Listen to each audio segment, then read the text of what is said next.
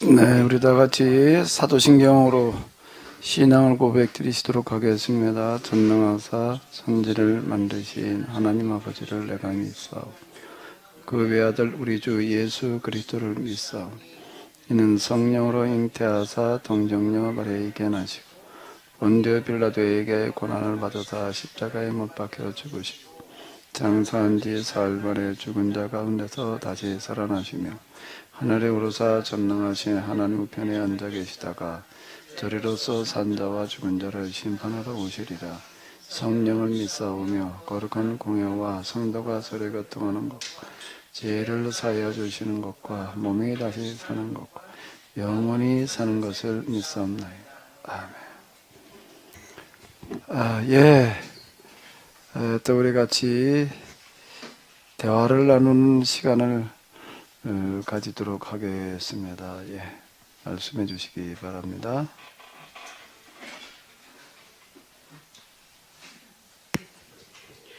예, 사사기 11장에 입다의 이야기가 쭉 나와서 이제 다시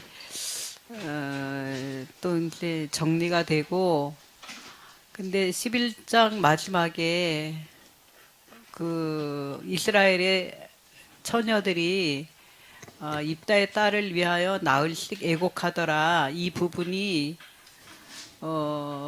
조금 아직도 이해가 덜 되고 있거든요. 저는. 근데 이제 아까 목사님 말씀하신 대로 입다의 딸이 죽은 게 아니라 평생 그냥 처녀로 하나님을 섬기는 그 일에 종사하게 되고 그 일을 하게 된 거라면, 그렇게 했더라면 그렇게 뭐 나흘씩이나 입다의 딸을 위해서 애곡하고 그렇게 왜 그랬을까? 예. 이스라엘에는 결혼이 뭔가 하게 되면 의무예요. 결혼을 예외로 두는 경우는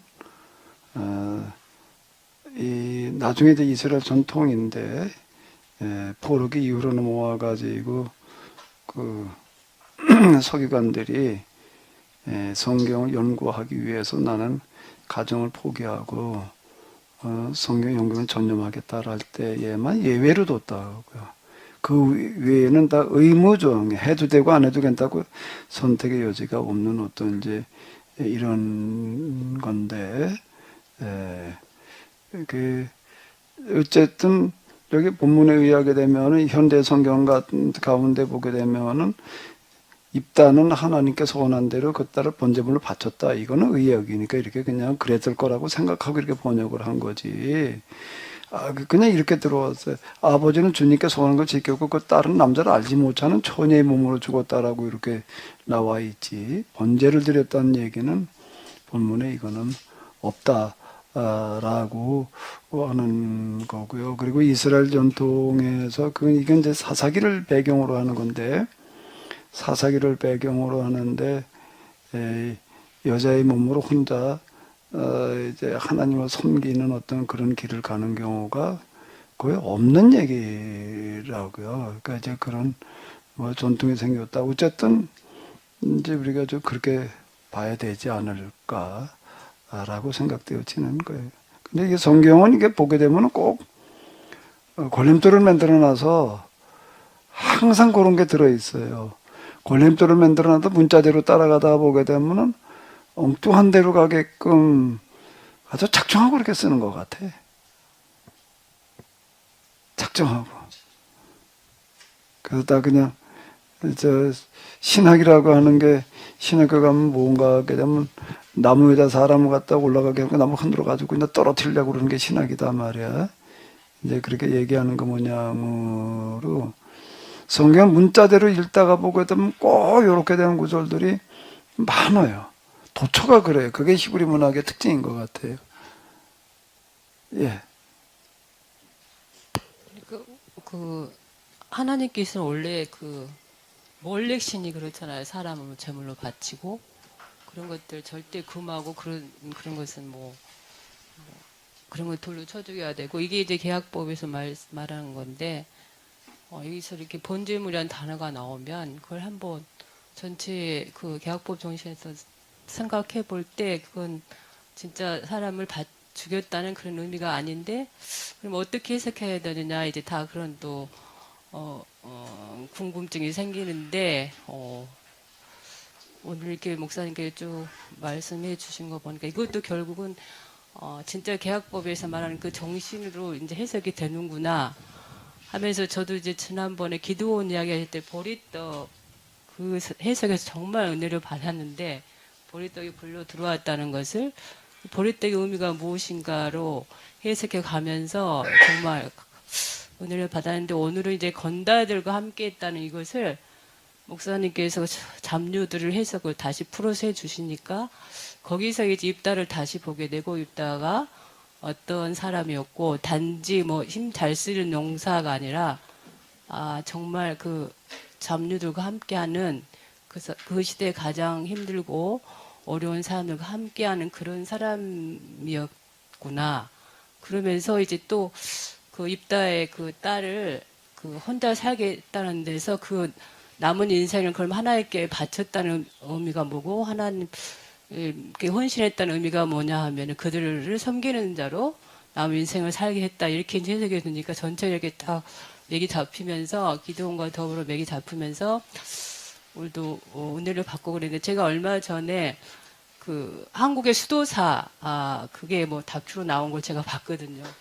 거기 수도사에서 보니까 아까 목사님 말씀하신 것처럼 어떤 자기 딸이 그 수녀로 간다고 하니까 부모들이 그렇게 힘들어하는 거 제가 봤거든요. 아까 목사님 말씀하는 거 들으면서 수도사로 그 수녀로 그 직분 받기까지 한 10년이 걸리더라고요. 근데 중간에 또 다시 집으로 돌아갈 수 있는 기회를 주더라고요. 보니까 그만큼 그들이 그 수도사에서 헌신하면서 하나님께만 온전히 헌신하면서 뭐 고아원 뭐 이런 데 가서 또 봉사하면서 노동하면서 그렇게 기도하면서 이렇게 사는 모습을 보면서 오늘 그 입다 그 딸의 이야기가 연상이 되면서 저는 나름대로 많이 공감을 했습니다. 목사님.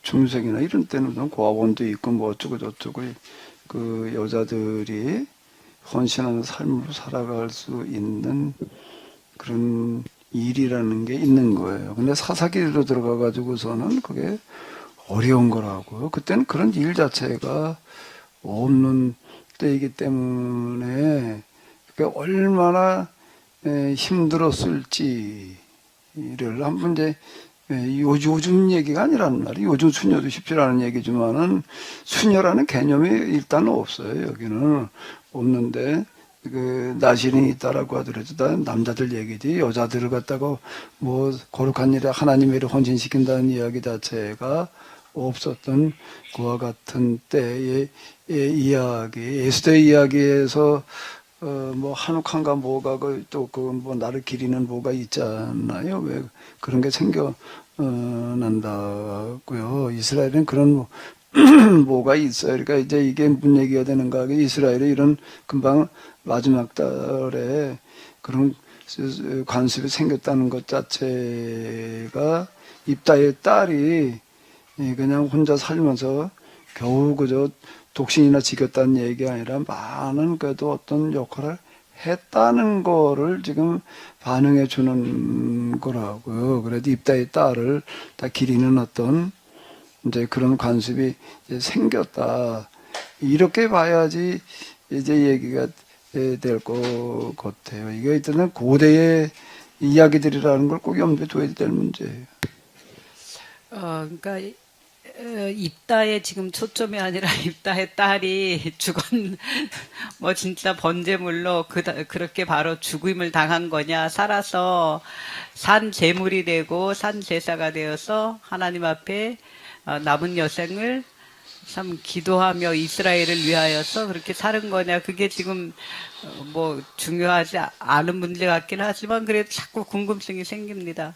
근데 입다가 목사님 말씀이나 아까 김사랑 권사가 대답할 때도 자기 집에서 승리의 그 승선벌을 듣고 제일 기뻐서 뛰어나올 사람은 뭐 딸일 거라고 그렇게 확신할 수 있는 건지 그 부분도 그러고 물론 뭐 제일 기뻐서 반갑게 뛰어나오는 거는 가족이고 딸일 거다. 뭐 그렇게 이제 추측할 수도 있지만은 그것도 그렇지만 진짜 이제 본문에서 36절부터 이렇게 쭉 읽어보면 본문에는 분명히 입다의 딸이 죽임을 당하는 게 한스럽고 원통하고 억울해서 막 산에 가서 친구들과 동무들과 함께 2달을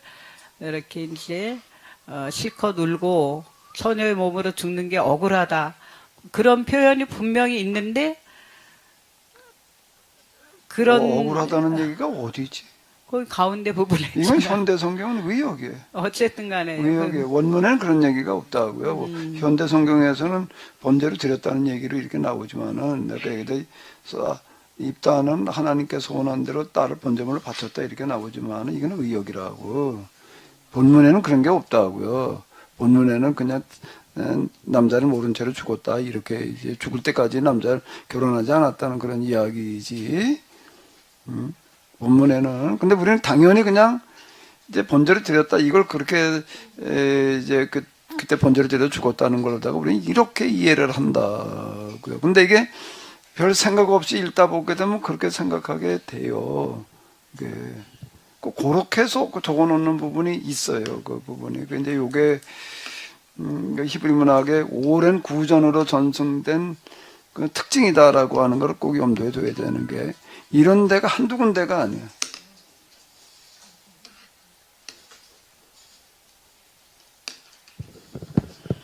그러니까 이제 그 행간의 의미, 전후, 좌후, 앞뒤가 서로 이제 맞아야 된다는 얘기예요. 그렇지 않으면 모순이 돼버리고 말아요.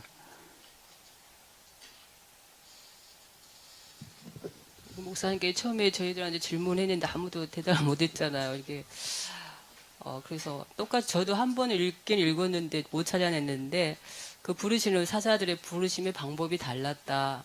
하나님께서 직접 부르신 게 아니고 여기는 사람들이 직접 초대를 한 거다.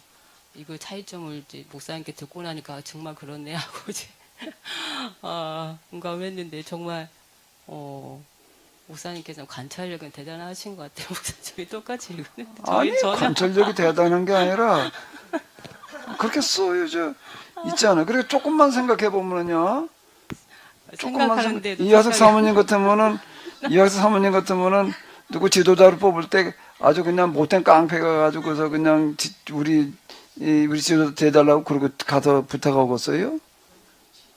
그럼 뭐 차라리 아무 사람들이 시달리나 뭐 깡패한테 시달리나 뭐 그놈이지 뭐가 달라.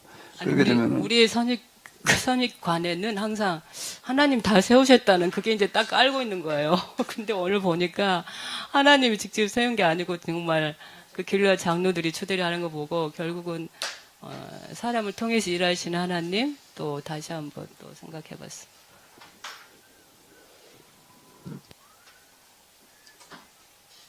그 암몬 왕하고 주고받는 그런 얘기라든지 어떤 이런 걸 보게 되면 그냥 이스라엘 역사 율법에 대해서 명확한 이해를 가지고 있는 사람이에요. 그런 교육을 역사 교육을 지금 300년이 지났는데 300년 뒤의 역사를 그렇게 또 자손 대대로 교육을 시켜왔다는 조상 대대로 계속 역사 교육을 철저히 시켰구나 하는 것을 저도 보면서 깨달았거든요. 아니, 그건 아까도 얘기한 대로 이삭의 아버지가 자기를 번제로 드리겠다고 그럴 때 따랐다는 얘기는 평소에 뭔가가 있지 않았으면 따를 수가 없는 거라고요. 그게요. 기꺼이 아브라함께 아들을 바치겠다라고 그러는 아브라함도 대단하지만은 아버지의 뜻대로 기꺼이 번제물이 되겠다고 그러면 이삭이 더 대단한 거예요. 이제 나이가 이건 20도 안 된 10대 후반, 10대 중후반일 텐데 그 나이 때 그렇게 생각을 했다는 것 자체가 사실 더 놀라운 얘기라고요. 그러니까 하나님께서 살아있는 번제를 원하신 거지. 그 이삭의 이야기에서 성경 이렇게 보게 되면 오직 뭐 인신제사 드렸다는 얘기가 없다고요. 그리고 이거는 이제 뭔가 하면 그 당시 주변에서는 인신제사가 다반사였어요. 그 당시에 다른 종교에서는요. 우리나라 심청전도 그런 거 아니에요. 심청전도 인신제사의 이야기인데 고대에 어디나 다 그런 게 있는 게 그걸 뭔가 하게 되면 신한테 귀한 걸 드릴수록 기뻐 받는다. 그 중에서 가장 귀한 게 뭔가 하면 사람이 다 멕시코 뭐 이런데 옛날 마야? 여기도 그런 거 많잖아요. 인신제사 드리는 어떤 그런 이야기들이 많다고요. 근데 성경은 그걸 절대 엄금하는 거예요. 절대 엄금하는 거가 성경이라는 말이에요. 근데 사살하는 사람이 딸을 가다 박아가지고 번제물로 바쳤다.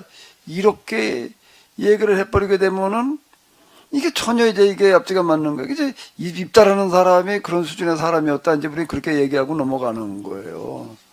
근데 그렇게 말이 안 되는 게, 근데 하나님의 영이 임했다는 거예요. 하나님께서 함께 하셔서 이기게 하셨다는 거예요. 그 인신제사 받으시는 하나님이 그렇게 되면은, 그 인신제사 받으시고 이기게 하시는 하나님이 돼버리는 거라고, 이렇게 되면은. 그럼 그렇게 해석하면 안 되는 거지, 이게. 그럼 꼭 그렇게 해석해야만 되느냐라고 할 때 여기 이렇게 보게 되면은, 딸을 잡아 바쳤다는 얘기는 없어요. 딸이 남자를 모르고 죽었다고 그랬지. 그 남자를 모르고 딸 죽어가야 된다는 그거를 슬퍼했다고 그랬죠. 어디 번제로 드린다는 거를, 이렇게 얘기한 데가 없다고.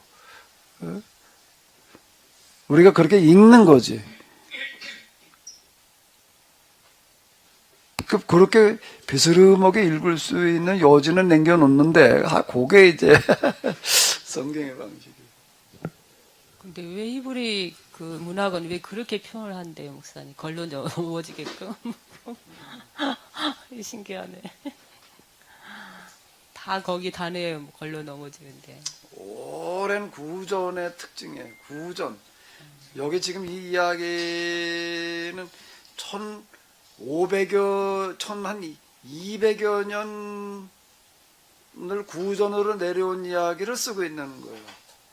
그 구전이라고 하는 거가 우리 전래동화 수준을 말하는 게 아니라 문자적인 암기를 말하는 거예요. 이스라엘의 구전은, 그래, 이건 문서 전승보다 구전 전승이 더 권위가 있었어요. 더 권위가 있었던 게, 왜 더 권위가 있었느냐? 간단해. 문서 전승은 들고 다니면서 읽으면 끝나.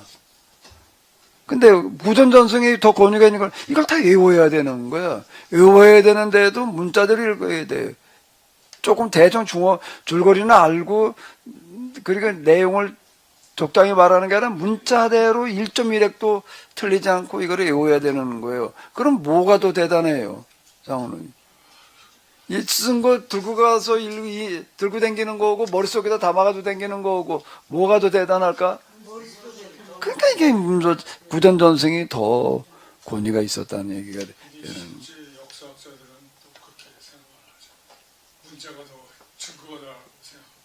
이제 그게 문서화시키는 거는 구전전승에 사라질 위기를 맞았을 때 그렇게 하는 거예요. 나라가 망해가지고 다 흩어져 버린다든지 구심점이 사라져 버리는 거예요. 그거는 뭔가라고 하게 되면은 이 유다가 로마에 망할 때 벤자민 자카인가 이름이 왔다 가네. 맞아요? 그 사람이 뭔가라고 하게 되면은 1차로다가 문서화된 거는 지금 우리가 가지고 있는 구약성경이고, 2차로다가는 구전 전체를 갖다가 다 문서화시키는 거예요. 왜? 이스라엘이 다 이제 전색으로 흩어져 가지고 이게 사라지게 생긴 거예요, 이게요. 그러니까 그거를 다 문서화시키는 작업으로 들어가는 거예요. 사라지게 생겼으니까. 그때 가가지고 문서화시키는 거거든요. 그렇지 않고서는 그걸 그대로 문서 전승이 이어져 내려갔다는 거예요. 그러니까 문자대로 한 토시 하나도 안 틀리고 외우는 거예요. 지금 내가 백지 하나 드릴 테니까 주기도문하고 사도신경 한번 써봐요. 한 대도 안 틀리고 써봐요. 거의 다 틀려요. 거의 다 틀려요. 그냥 예배 시간에 사도신경 고백하겠습니다. 그러니까 그냥 하지요. 어디 앞에다 마이크 잡고 한번 해봐봐요.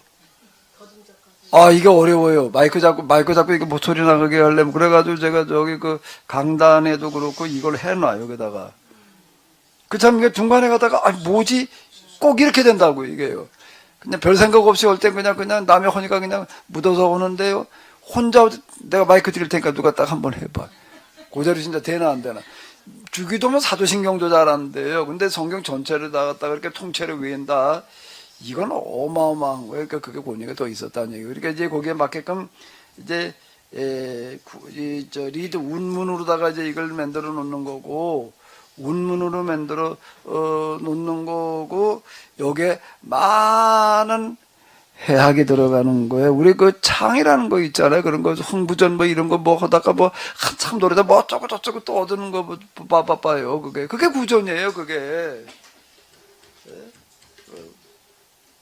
웃기는 얘기들이 꼭 들어가잖아요. 해학이라고. 그게 꼭 들어가는 거예요. 여기 지금 나와 있는 우리가 생각할 때 많은 부분들은 해학이야. 해학으로다가 이제 집어넣어 놓은 거라고. 나 이렇게 생각할 수가 있는데 그게 아니야라는 식으로다가 얘기를 해놓는 부분이 바로 지금 그런 얘기가 되는 거예요. 근데 우리는 이런 문화가 없다면 우리하고 완전히 다른 문화예요.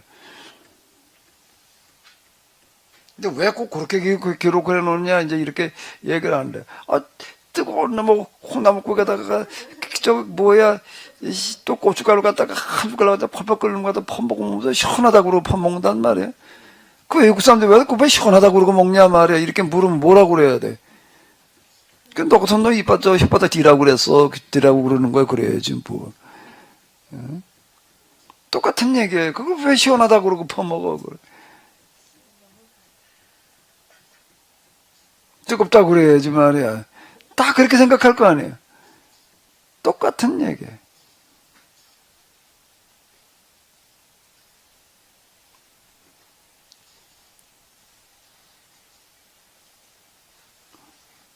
그래서 어디 가서 밥 먹다가 뜨거운 거 한 숟갈 집어넣는데 네가 뱉을 수도 없고 생길 수도 없을 때가 있지요.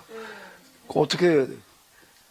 옛날에 뱉을 수도 없고 삼킬 수도 없고 삼켰어. 지금 같으면 뱉으래요. 그때는 이제 쩔쩔맬 때가 있다고.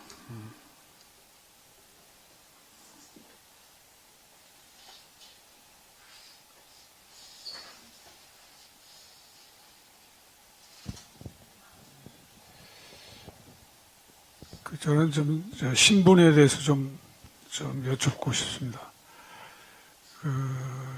야곱의 그 두 부인은 그래도 정실 부인이라고 볼 수가 있는데, 또 그 여종의 여종을 또 부인으로 삼았잖아요. 종이란 말이에요. 그런데도 동등하게 야곱은 내 부인을 똑같이, 그래서 12아들을 똑같은 그 신분으로 했거든요. 계약법 정신은 그 신분이라는 말이 없죠. 어떻게 보면 신분이라는 용어가 조차가 없는 거죠. 그런데 왜 입다가 기생 출신의 엄마를 두고서 이렇게 따돌림을 당했나? 또 그런 문화는 도대체가 어떻게 해서 그런 문화가, 물론 이제 그 이방 그 문화가 스며들다 보니까 덩달아서 또 그렇게 신분 같은 그 어떤 계급 비슷한 것을 만들지 않았나 하는 그런 짐작을 해보는데, 목사님은 어떻게 생각하시는지? 여기 성경에는 첩이라는 단어가 나오는데 그거는 동등한 부인의 자격을 가지는 거예요. 예, 첩이라는 우리나라 이 개념하고 달라요. 예, 결혼식으로 똑같이 한다고 그러더라고요. 여기 사전 같은 데 들여다보게 되면은요, 이제 그런 거, 그 지금 뭐 첩에게서 그 지금 그 야곱의 얘기도 마찬가지거든요.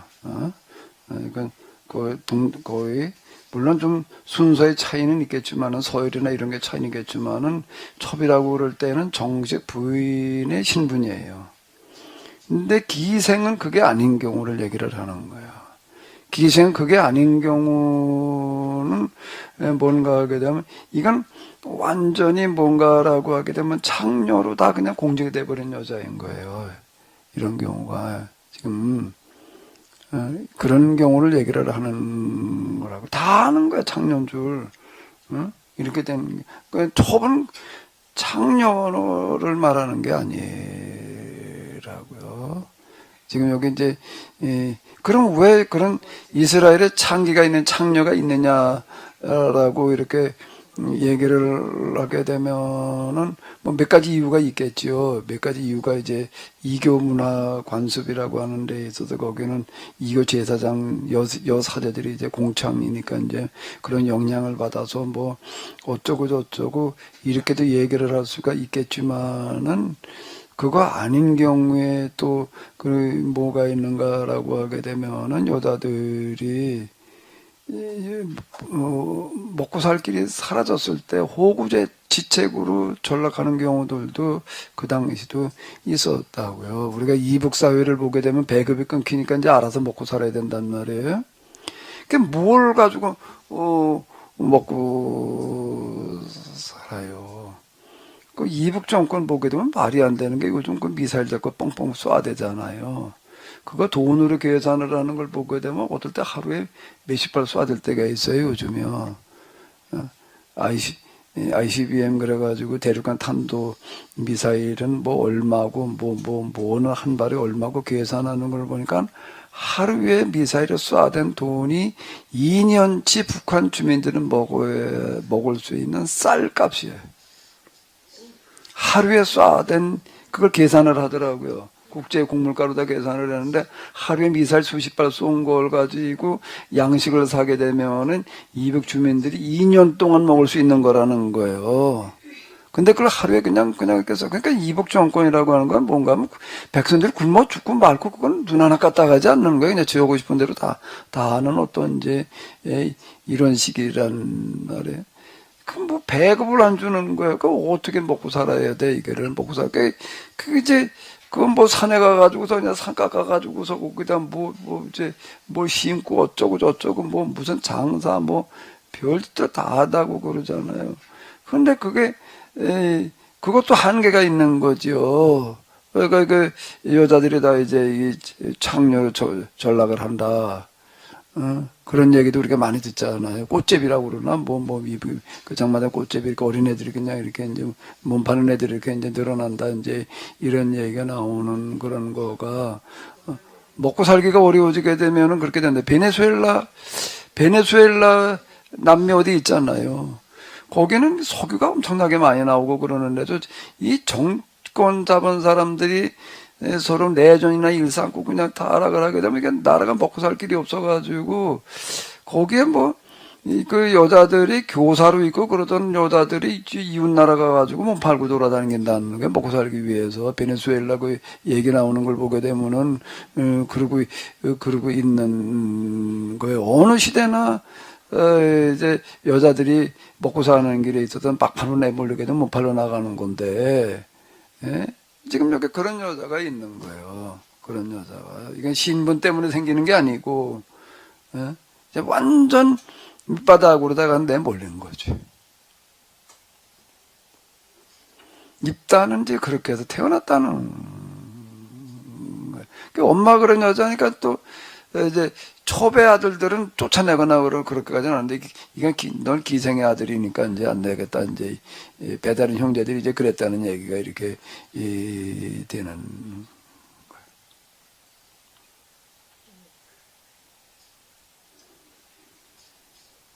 거예요. 하나님께서 쓰시는 사람들 가운데 입다 같은 사람도 있는 거예요.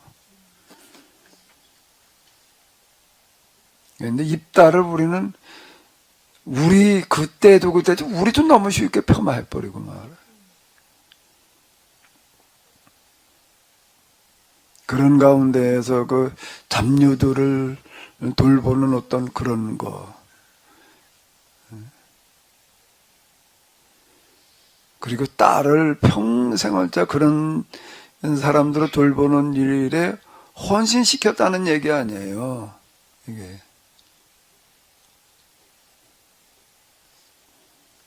가정을 포기하고 참 눈물겨운 얘기인데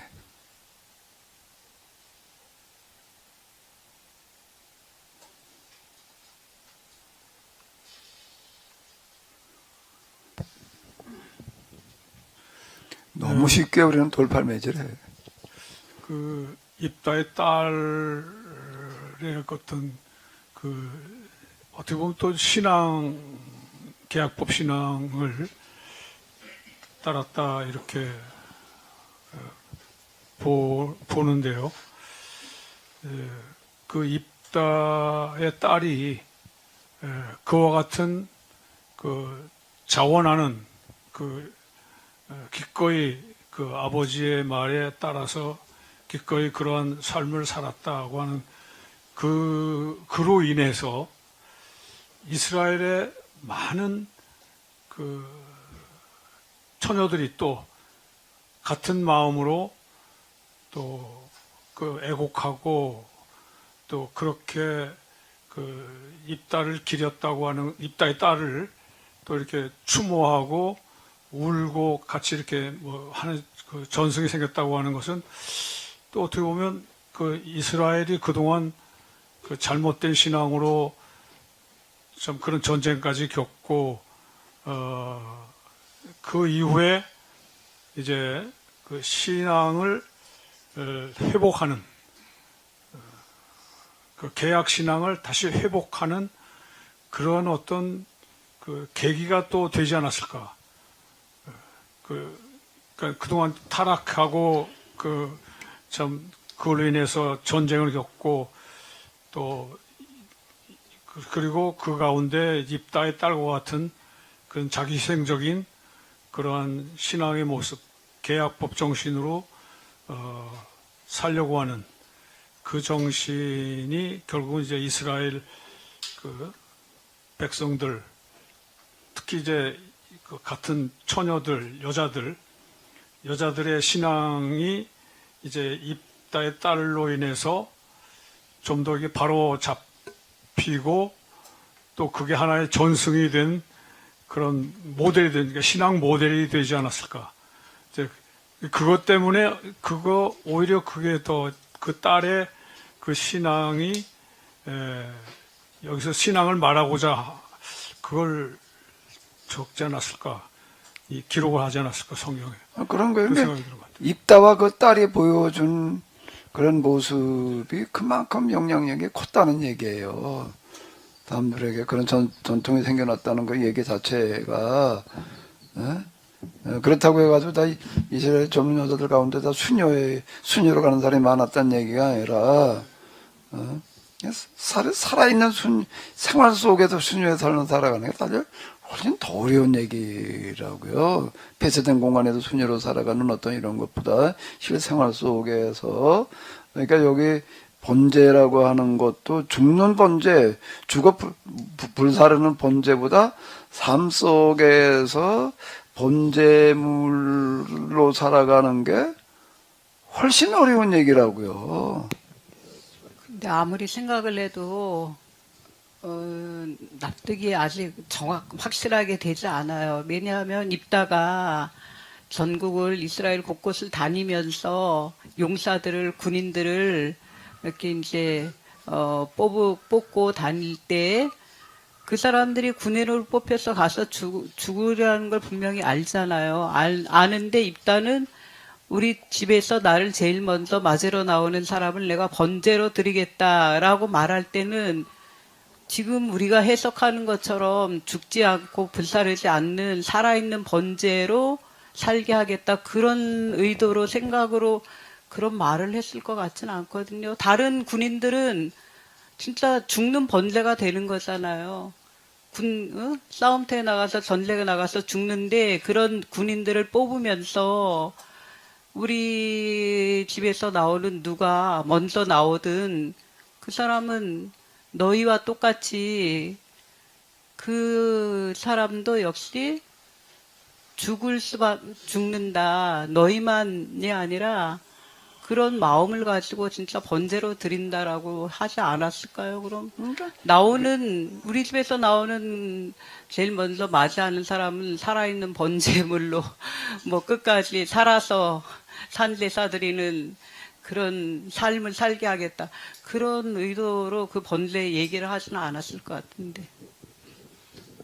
자, 다시 한번 이렇게 잘 보자고요. 전쟁에 참여를 독려하는 것, 특히 지금 이 전쟁은 암몬과의 전쟁은 하나님께서 특별히 초자연적으로 역사해 주시는 전쟁이 아니야. 이 전쟁은 그런 전쟁이 아주 죽을 각오라고 싸웠더니 하나님께서 이게 이기게 하셨다 이렇게 얘기를 하고 있다고요. 뒤에 가서 얘기하는 걸로 놓고 보기에는 많은 희생자들이 여기 있었다는 그런 얘기가 이렇게 되는 거고, 그 전쟁을 독려를 하러 다녀야 되는 거예요. 거기에 다 자식들 전쟁터에 내보내야 될 판인데 그걸 독려하러 다니려고 한다면은 그 이전과 여기가 다른 거는, 입다는 하나님께서 지금 보내시는 사사가 아니야. 지금 사람들이 와가지고서 계약으로 세우는 사람이야. 그 여기에 따라 나선다라고 하는 거는 굉장히 어려운 거라고요. 그럼 이게 먹혀 들어가게 하려면은 어떻게 해야 되는가 하면, 나도 내 자식 내놓겠다 그래야 될 거 아니에요. 당연히 그래야 될 거 아니에요. 근데 자식이 없어요. 여기는 딸 자식 하나야. 그것도 이제 나이도 그렇게 많았을 것 같지도 않아요. 보니까 전쟁터에 나갈 만큼 그렇게 또 여자가 전쟁터에 나가가지고 뭐 짐이나 됐지 뭐가 돼. 그 당시에 있어서 사실. 예? 그러면 당연히 그래야 될 거 아니에요. 아니 그 전쟁을 앞장서서 나가는 사람이라면은 지가 앞장서 가지고도 죽을 거 하고 앞장서야지 따라 나오지. 야 너 나가 그리고 뒤에서 그냥 멀뚱멀뚱 서 있으려고 그러면 전쟁이 되겠어요. 나를 따르라. 이러고 나가야지. 전쟁이 되든지 말든지 지금 홀판인 거예요. 이 전쟁은 다른 기도원의 전쟁하고는 얘기가 달라요. 지금요. 기도원의 전쟁은 얘기가 다른 독특한 어떤 이런 이야기란 말이에요. 이게 지금. 근데 그가 이제 하나님의 영이 임해가지고 이제 그 다음에 사람들 모집으로 돌아다니는데, 그때 하는 얘기가 뭔가 하면, 뭐 나를 맞으러 나오는 첫 번째 사람이 누구예요? 그게 딸이라고요. 이제 무남동료. 그건 무남동료라는 말이 나오잖아요. 거기에 무남동료라는 거, 이제 나도 무남동료 딸 자식 하나밖에 없는데 나도 내 자식 내놓겠다 이러고 나가야지 이게 뭐가 될 거 아니에요. 우린 그 계백의 이 얘기 잘 알잖아요. 계백 부여 출신. 거기 아직도 그 계백장군 그 동상 있나? 그 무슨 그 자른가 사거리인가 어디 가니까 있더라고 옛날에. 그러나 그 사람이 이렇게 명장으로 입이 남아 있는 거는 뭔가라고 하게 되면 5,000명인가라고 하는 500명인가 5,000명인가 결사들 가지고 신라 나당 연합군을 맞이하는데 아무리 해도 이게 이길 수가 없는 거예요. 왜? 사람 매단되지만은 다 죽겠다 그러고 싸우는 사람은 이길 방법이 없어요. 몸살이면서 싸우는 사람하고 난 여기서 싸우다 난 죽을 거야 그러고 싸우는 그 방법이 없는 거예요. 그 조폭 비스름하게 또 하고 돌아다니던 사람 보니까는 무슨 소리를 하는가라고 하게 되면 자기는 뭐 싸워본 적도 없고 뭐고 한데 다 뭘 어떻게 이겼다, 조폭들 이겼다 그러더라고요. 그건 뭐의 차이인가라고 하게 되면은 마음 먹게 달린 거래. 예? 마음 먹게 달린 거다 말이야. 나 이거 싸워서 이기겠다 그러고 싸우는구나. 이거 싸우다 죽겠다 그러고는 당할 자가 없단 말이야. 이렇게 얘기를 하는 거예요. 그건 벌써 살기가 나오거든요. 이게 그런 얘기가 되는 건데. 그 계백의 이 얘기는 뭐예요?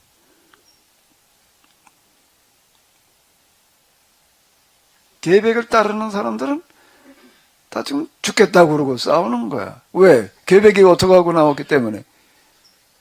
처자식을 다 칼로 베어놓고 나온 거예요. 어차피 여기는 뭐 이제 이 나라가 살 길은 없고 망할 수밖에 없는데, 망하면 또 끌려가 가지고서 이제 노비가 돼야 될 텐데, 노비가 되겠냐, 내 손에 죽겠냐 말이야. 뭐 이러고도 이제 배고 나왔다. 그 다 알아, 부하들이. 그럼 어떻게 싸워야 되나? 그럼 여기 보게 되면 하나님께서 함께 하셨대. 입다에게. 하나님의 입다에 뭐에? 자식을 내놓고 싸우는 싸움에 함께 하시는 거예요. 죽을까 그러고 싸웠다는 얘기가 지금 그 얘기라고. 자기 생명 내놓는 게 더 대단할까요? 자식의 생명을 내놓고 싸우는 게 더 대단할까? 네? 어차피 전쟁에 나온 사람들은 죽을 각오고 나오는 건데 나는 죽을 각오고 나주면 내 식구들은 살겠다 그러고 나오는 거예요. 그래도 우리가 죽을 각오고 싸워가지고 우리 그래도 가족들은 지켜주자. 그러고 싸우는 사람하고 아예 어떻게 하고 싸우는 사람하고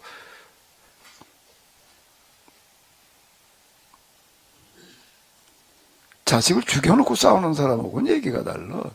그 얘기는 뭔가 하면은 난 이 전쟁에서 죽겠다고 그러고 싸우는 거예요. 입다는 사람들을 그렇게 정신무장을 시켰다는 얘기예요. 이게 사기인데, 사기. 그러니까 그걸 가지고 이겼다는 얘기, 거기에 하나님께서 함께 하셨다는 얘기야, 지금.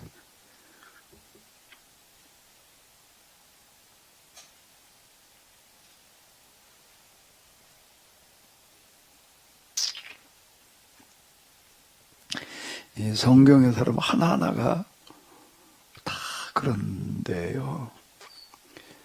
히브리서에서 언급되고 있는 사람들 하나하나 가운데 눈물겹지 않은 사람은 없어요.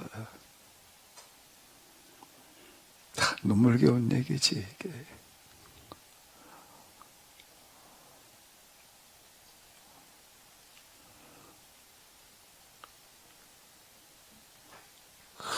이민족에 침략당하고 있는 그 부분을 그냥 참 견디다 못해가지고 나서는 사람들의 얘기지.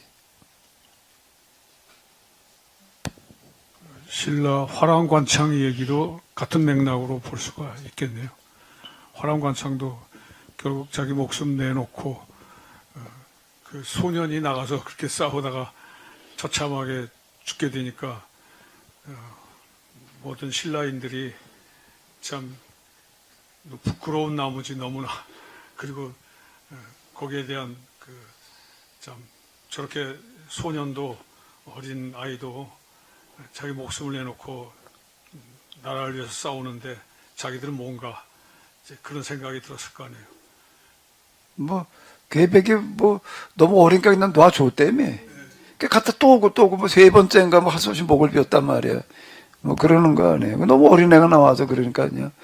이제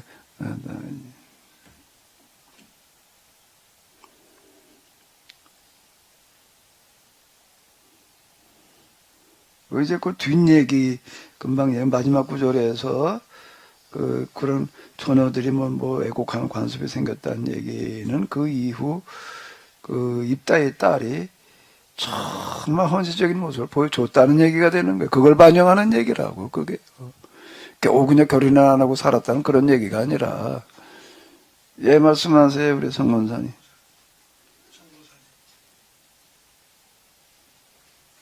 꽃감권사님. 꽃감처럼 생기셨어, 얼굴이 꽃감빛이 나. 어전에 말씀을 들으면서 괜히 제가 왜 그렇게 눈물이 났는지 잘 이해를 할 수가 없는데 이따가 참 하나밖에 없는 딸을 번제로 드리겠다 그 말씀을 제가 생각하면서 저도 딸을 먼저 보낸 그 마음을 헤아려볼 때 이런 정신을 가지고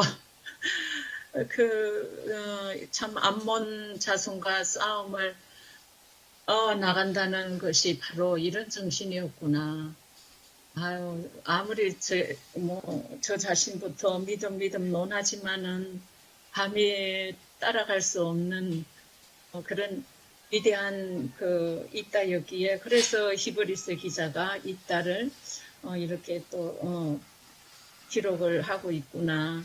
그래서 저는 왜 이따가 그 하나밖에 없는 무난 동료를 하나님께 선을 해가면서까지 이렇게까지 싸웠어야 했는가. 그래서 이따의 그 믿음을 생각하니까 걔네 그렇게 눈물이 나더라고요. 저는 감히 상상도 못 하겠는데 어째 스스로 기꺼이 드리겠다고 했는가. 이런 믿음이라야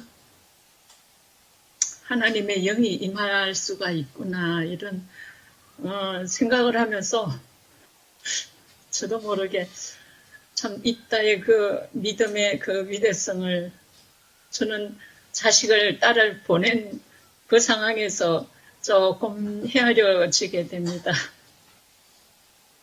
예. 대단한 믿음이라는 것을 생각하게 됩니다. 한번 입다의 입장으로 돌아가서 한번 생각을 해봐봐요. 좀 사람들을 전쟁에 나가자고 독려하러 다닐 때에 참 어떤 심정이었을지. 또 에브라임 같은데 또 콧방귀도 안 뀌는 거예요. 또 그러는 상황에서 아마 입다를 따는 사람들이 이렇게 많은 숫자는 아니었을 거예요. 다 틀림없이. 근데 죽을 각오라고 싸웠단 말이야. 그 구절이 나오잖아요. 그거 봤죠? 저게. 에브라임 사람들한테 하는 얘기 아니에요.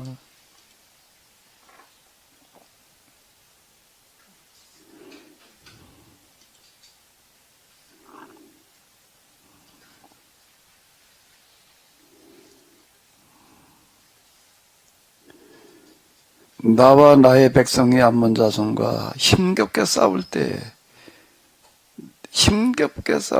내가 너희를 불렀어. 너희는 나를 그들의 손에도 구하여 주려고 하지 않았다.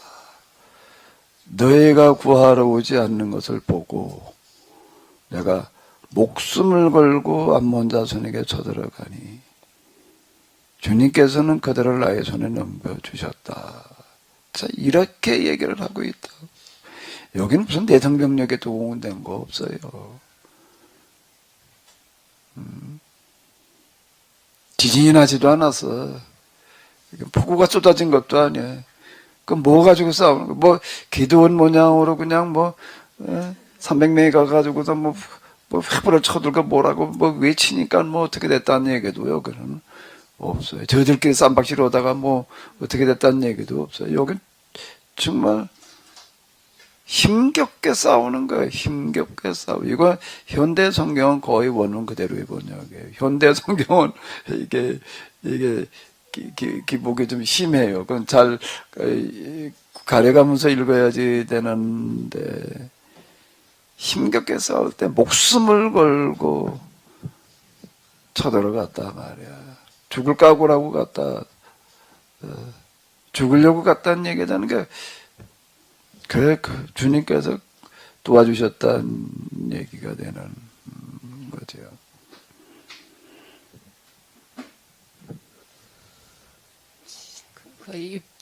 입단은 그러고 보면 그 아들도 없기 때문에 그 딸을 결혼도 못 시키고 평생 혼자서 이렇게 이제 하나님을 섬기고 또 계약법 정신대로 사는 삶을 보여주고 했기 때문에 결국은 자손 가문을 이어갈 수 있는 그런 자손도 그냥 다 포기했던 것 같아요, 목사님. 그런 얘기예요. 그 얘기를 하고 지금요. 네. 결혼 안 시킨다는 얘기는 슬로밧은 딸들이라도 그걸 유업을 이어받았단 말이에요. 그 이스라엘에는 아들이 없이 딸만 있을 때는 딸들도 유업을 이어받았어요. 네. 그래서 슬로밧 딸들이 얘기해도 그게 생겨났거든요. 근데 입단은 그것도 포기하는. 전 가문을 걸고 지금. 그러면 그걸 포기한 거예요. 그거를요. 가문의 대가 끊기는 거를 감수하는 거라고, 이 사람은.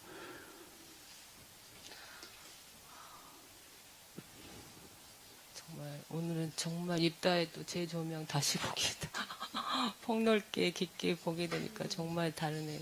아무튼 성경에 기록된 인물들은 다 너무너무 대단한 사람들인 것 같고 우리 안에 너무나 먼 사람 같아서 또 듣고 나면 감동을 받는데 너무 기억이 나니까 어쩌지. 아마 이걸 가진 뮤지컬을 만들어도 마지막 하이라이트를 입다의 딸이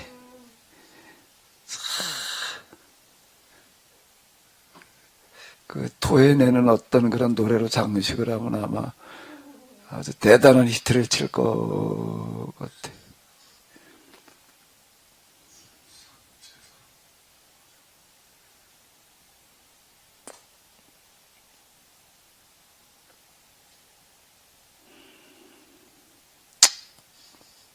성경은 영감으로 읽어야지 비로소 하나의 말씀이 되는 것 같아요. 문자로만 읽어가지고는 안 돼.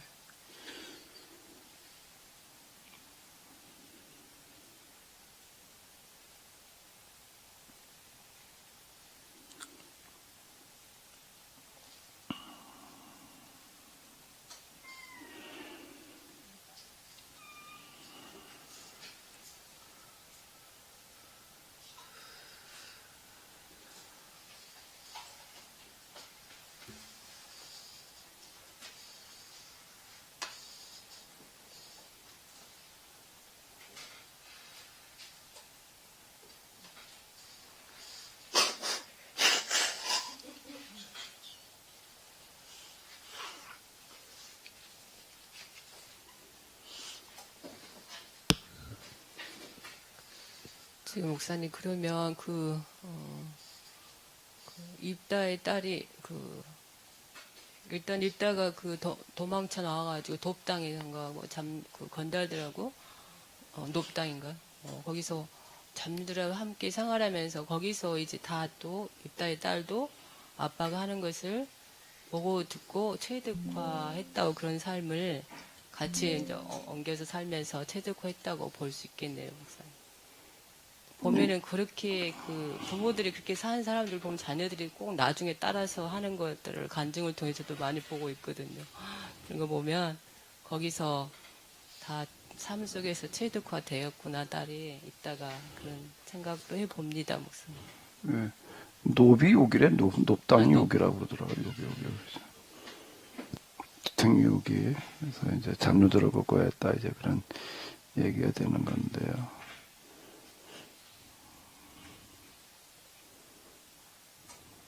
그 시대의 잡류들은 거의다가 전쟁을 통해서 부모를 잃거나 그런 사람들인 건가요? 거의 다? 전쟁, 여러 가지 요인이 있겠죠. 여러 가지 요인이 있는데, 입다처럼 아주 비천한 사람 취급 못 받는 사람들이 이제 있었던 거예요.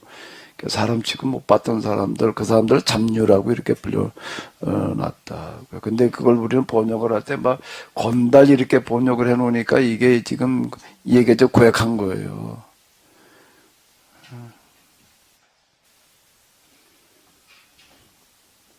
그런 사람들이 건달이 될 가능성은 있지만은, 가능성이 좀 많게 하고 있지만은,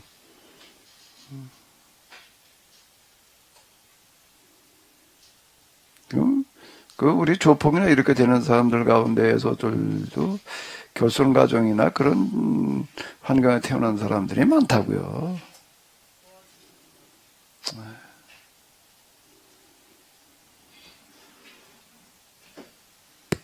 가정의 교육이라는 게 중요하다는 것을 누누이 강조해도 지나침이 없는데, 우리가 지금 입다에게 초점을 맞춰서 입다가 아버지 길르앗으로부터 이런 교육을 받고 어떤 또 계약 신앙을 물려받고 또 역사에 관한 또 이스라엘 역사 속에 하나님의 그 계약 정신 그런 것도 이제 아버지로부터 가정에서부터 교육을 받고 딸에게까지 이어지고 그렇게 쭉 계속 얘기하잖아요. 근데 길르앗에게는 이 입다가 그 기생의 아들이었고 다른 부인으로부터는 아들들도 많았잖아요. 근데 똑같이 교육을 시켰을 텐데도 그걸 또 입다가 이어받았다는 것이, 입다에게 그런 정신이 이어졌다는 것이 참 뭘 어떻게 생각을 하고 해석해야 되는지 교육은 똑같이 시켰을 텐데 어떻게 또 입단은 본인이 그 처한 신분과 그 환경 속에서 오히려 삐뚤어질 수도 있었고 지금 입다의 모습으로도 되어질 수도 있었고 항상 그 양면은 있는 거잖아요. 근데 이런 입다가 됐다는 것이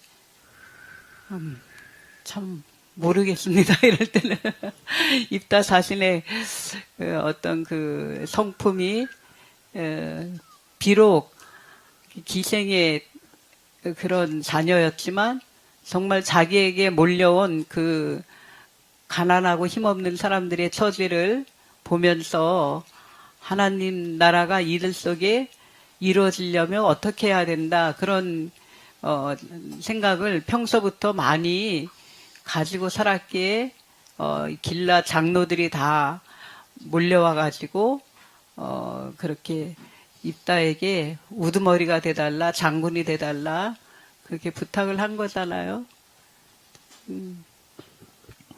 입다 입장으로 들어가서 본다면은 그 성장과 좀 기타 등등으로 놓고 본다면은 아버지의 영향도 분명히 있었을 거예요. 아버지가 길라시라였다는 이름 자체가 길라 지파라고 번역될 만큼 이건 그래도 유력한 그런 집안인데 이름이 길라시였다는 얘기는 유력한 사람이었다는 얘기고 이제 그 영향도 분명히 있었을 거예요.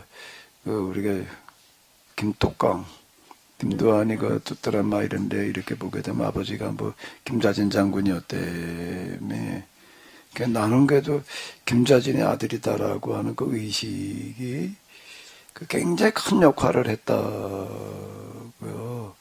그는 입다에게도 입다가 뭐 아버지를 만나가지고도 아버지한테 직접 교육받을 수 있는 그런 기회가 얼마나 있었겠어요. 몇 번 얼굴이나 아마 보거나 말거나 그랬을 텐데 그래도 나는 길르앗의 아들이다라고 하는 그 생각이 그에게 큰 영향을 줬을 거라고요. 그래서 우리 아버지가 길르앗인데 길르앗이 어떤 사람인지는 우리가 이제 추정해. 이거는 이름 가지고 추정해 들어가는 수밖에 없어. 뭐 다른 아무것도 없으니까. 그 다음에 또 입다가 이런 잡녀들을 돌보는 삶을 살아가게 하는데 지대한 영향을 준 사람은 누구일까? 엄마인 거야. 이건 뭐 기생이라고 낙인찍 혀진 그런 여자였음에도 불구하고 그 엄마가 살아남기 위해서 그 참 처절한 삶의 현장에서 보여준 그 모습이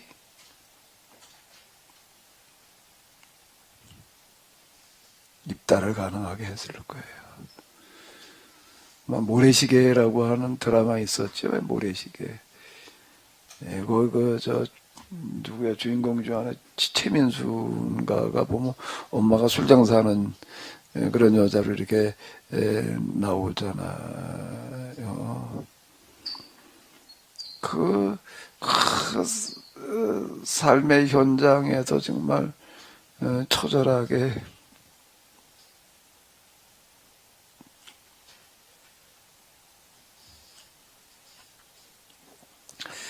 그 눈물로 피눈물로 살아가는 엄마의 모습이 그에게 많은 영향을 주는 거예요.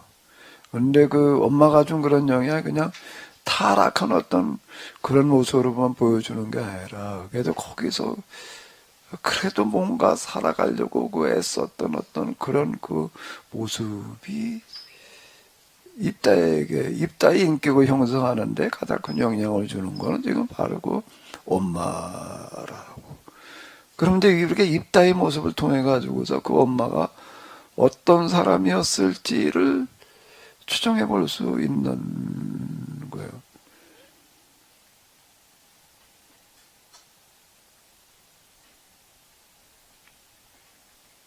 근데 그가 잡녀들을 돌보고 뭐 어쩌고 저쩌고 했다는 그런 얘기들은 그건 엄마에게서 물려받은 유산이라고. 사람의 한 사람의 인격이라고 하는 게 어려서부터 그 뭐 피부치로부터 그 핏덩어리로부터 뭘 알아요? 그게 하나하나가 스며들어 오는 거거든요. 인격 형성의 여러 가지 요인이. 근데 그가 이런 삶을 살아갈 수 있었다라고 하는 거는 그래도 엄마가 뭔가 비록 신부는 기생이었지만은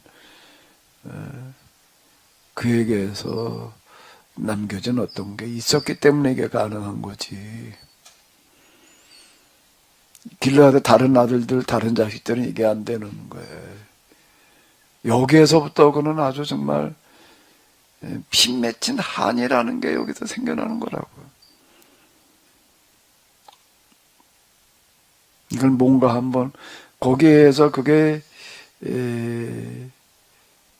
대인들을 향한 어떤 그런 폭력으로 나아가는 사람도 있고요. 그런 환경에서 그가 또 어떻게 나가는 사람이 있는가라고 하게 되면은 이 잘못된 현실 한번 좀 뜯어 고쳐봐야 되겠다라고 하는 쪽으로 가는 사람도 있다고. 근데 입단은 어떤 사람이었다는 이게 대사회적인 그런 그 폭력을 가진 사람 뭐라고 부르지? 그걸 요즘 그 형사들이 부르는 그 말이 있던데 그 뭐라고 그래 그런 사람들과 반사회적인 어떤 그런 뭐 사이코패스? 사이코패스는 그거가 조금 다른 것 같은데 어쨌든 그런 성향으로 가는 사람도 있고요. 그런 환경이었기 때문에 오히려 이런 모순을 한번 뜯어 고쳐 봐야 되겠다고 가는 사람도 있는 거예요. 그러니까 용사라고 그런 거예요. 싸움 잘하는 용사? 싸움이나 잘하는 용사라고 해가지고서 이스라엘 장로들이 와가지고 우리 지도자가 돼달라고 그랬을까? 예. 이런 억울한 일을 당하는 거를 좀 한번 해결해 봐야 되겠다. 근데 지금 우리가 또 똑같이 지금 모압에게 억울한 일을 당하고 있으니까 당신이 적임자다. 그 당연히 그랬을 거 아니에요. 이스라엘 내에서 억울한 사람들 돌봐주고 있으니까 그럼 그걸로 소문난 사람이야, 이 사람은. 그래서 늘 그걸 이제 분노를 표출한 사람이라고요. 분통을 터뜨리고 있던 사람이었던 거예요. 잘 알려진 사람이에요, 이 사람은. 높당에 그런 사람이 하나 있는 거예요. 그 당신이 이제 우리가 지금 모압한테 똑같이 그렇게 당하고 있는데 나서라 이렇게 얘기가 되는 거 아니에요. 스토리가 당연히 그런 거겠지. 그냥 불량배한테 찾아가가지고 주먹질이나 잘한다고 주먹질 잘하는 거 가지고 전쟁에 나가가지고서 저 병사들 움직이나 주먹질 가지고 그게 조폭이나 움직이는 거지. 그거는 국가 분명히 걸린 싸움에 조폭 우두머리 내다가 총사령관 삼는 얘는 인류 역사에 없어요. 그런 거는요. 될 수가 없어. 그걸 누가 믿고 따라요. 그거를요. 총사령관을 그냥 믿고 따라갈 수 있는 사람이어야지 따르는 거지. 백성들이 그게 거기에 생명 내놓고 따라가는데 그래. 나라를 한번 바로잡단 말이야. 세상을 바로잡다고. 그런 뭔가가 있어야지 믿고 따라가는 거지. 그래. 생각을 해봐봐요.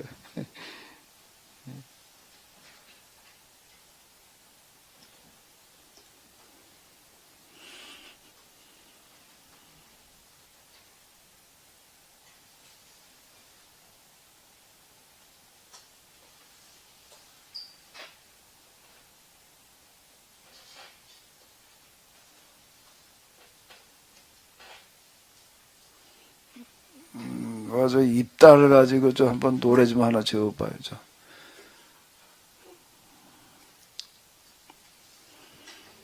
입다도 좀 우리가 명예회복을 좀 시켜줘야지 되죠. 이게 도대체가.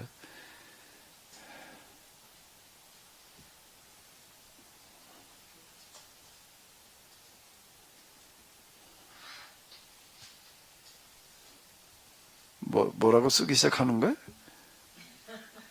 한번 써봐. 뭐라고 썼어, 어제 지금? 노래말을 쓰기 시작하나 봐. 뭐라고.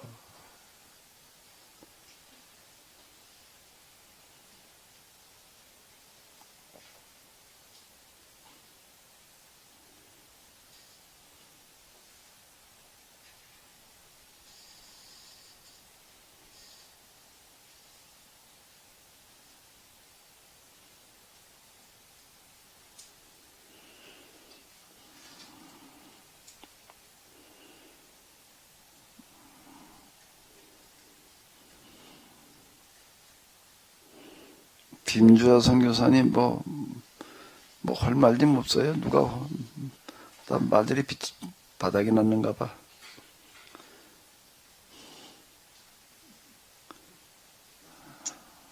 저는 아무 얘기나 해봐요. 어디. 네, 히브리서 계속 목사님께서 설교하시는 말씀을 들으면서 그때 뭐 히브리서 기자가 이 이야기들을 썼을 때나 아니면은 또 그 이전에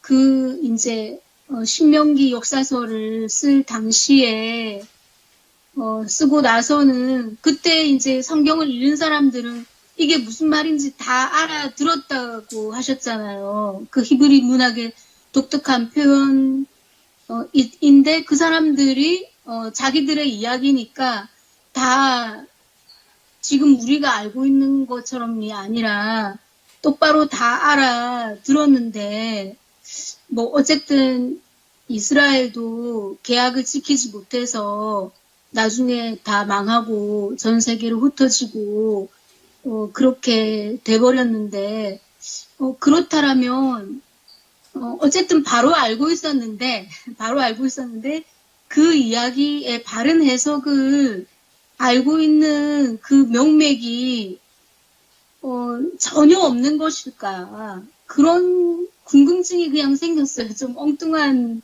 이야기일지 모르지만 저희들도 이제 이렇게 잘못 알게 된 게 기독교가 신학이 헬라화에 의해서 이제 헬라 신학에 의해서 기독교 체계화가 되면서 그런 어떤 전통들을 잃어버리고 그래서 잘못 해석된 것들을 윗대에서 배워서 생각 없이 또 계속 배워서 내려와가지고 이제 지금까지 된 건데 그러면 원래부터 바로 알고 있었던 사람들은 그거를 완전히 다 잃어버려서 전혀 모르는 것일까? 아무도 모르는 것일까? 그 다른 내용을 그런 궁금증이 생겼어요. 자, 이제 전승이라고 하는 어떤 이런 거가 쭉 이렇게 이어져 내려오다가 이제 큰 위기를 만난다고요. 전승이 맥에 끓기는 위기를 만난 거가 이제 사회적인 급변 때문에 그 환경이 이제 급변하는 것 때문에 이제 그러는 거거든요. 이제 이스라엘이 나라가 망한다든지 귀환한 다음에도 또 이제 헬라 문화에 다 이제 흡수돼 버릴 수 있는 그런 위기에 처한다든지 이제 초대교회로 이렇게 본다라고 하게 되면은 로마 제국에 이제 박해하에 이제 놓이게 된단 말이에요. 그럼 이렇게 특별한 상황이 이제 주어지는 거예요. 그런 특별한 상황이라고 하는 거는 특별한 위기란 말이에요. 근데 여기에 이제 전념할 수밖에 없게 되는 거예요. 이 문제에다 이제 근데 그 기간이 며칠, 몇 달, 몇 년이 아니에요. 몇십 년, 몇백 년 가는 거예요. 우리 초대교회로 얘기를 한다면은 속사도 시대로부터 밀란 칙년까지 이게 300여 년, 250년 이상이 이제 지나가잖아요. 250년이야, 250년. 그러면서 거기에다 뭐가 되는가라고 하게 되면 전승의 무대가 또 바뀌어요. 무대가 이제 유대에서 이제 이방인 지역으로 이게 완전 이제 다른 지역으로 이렇게 바뀌어 나가고 무대가 바뀌면서 뭐가 바뀌는가 하면 세대만 바뀌는 게 아니라 인종이 바뀌어 이제는 유대인에서 이제 이방인들로 넘어가는 건데 이방인들도 한 민족이 아니에요. 여러 민족이에요. 이렇게 되다가 보게 되면은 뭐 무슨 일 현상이 일어날 수 있는가 하면 전생에 맥이 끊긴 현상이 나타날 수가 있는 거예요. 이런 맥이. 그리고 이제 박해 시대 독특한 상황을 이끌어 나가던 정통 신앙의 주류라는 게 있는 거거든요. 그거 위주로 가는 거예요. 생각을 해봐요. 무대도 바뀌었어요. 시대도 바뀌었어. 인종도 바뀌었어. 자, 그리고 이렇게 흘러간 거예요. 그러다 그 이전 맥이 그대로 다 이어져 내려간다라고 하는 거가 이제 어려울 수 있는 거라고요. 이제 유대인들에게 흘러오던 맥이라고 하는 것도 큰 위기를 통해 가지고서 이제 이런 것들이 이제 단절되는 그런 일들이 이제 일어나는 거예요. 지금 오늘의 유대인들도 보면은 로마 제국에 멸망당해 가지고 수천 년, 2000년 동안 전 세계에 떠돌아다니는 거예요. 그러면서 온갖 박해를 당하다 보면 거기에 적응하는 것만 해도 버거워, 지금.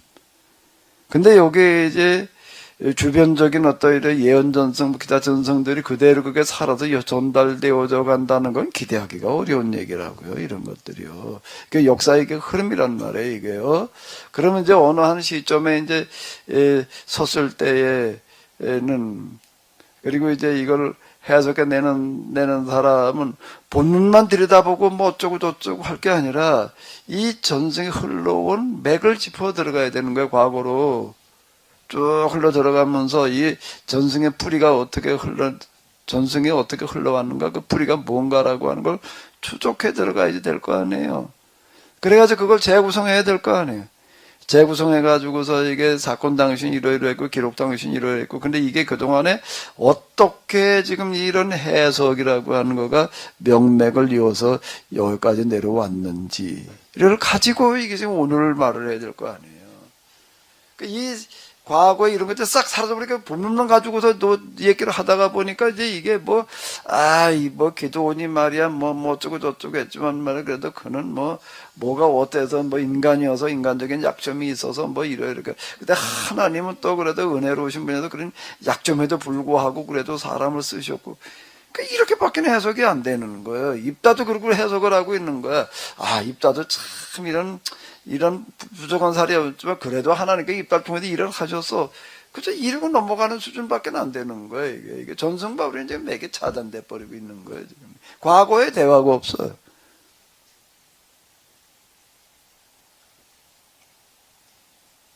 과거에 대화가 없어요.